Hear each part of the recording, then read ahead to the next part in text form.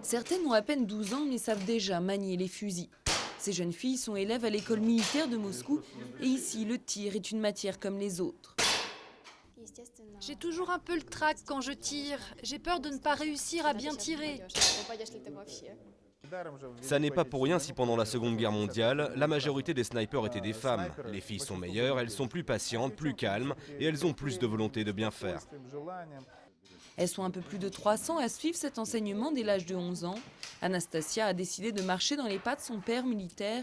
Elle aimerait plus tard travailler au FSB, le nouveau KGB, pour servir sa patrie. Chaque personne devrait servir et défendre sa patrie. C'est notre mission depuis la naissance. Il faut avoir de l'amour pour sa patrie, ne jamais trahir et être fidèle.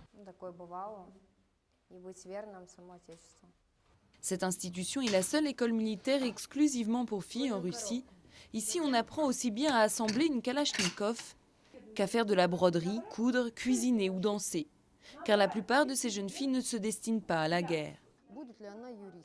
Certaines deviendront peut-être juristes, d'autres psychologues militaires ou encore fonctionnaires. Dans tous les cas, elles devront rentrer à la maison le soir avec leur famille.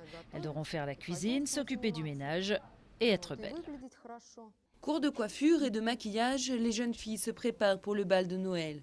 Ici, on dit que même avec un fusil, une femme doit rester femme.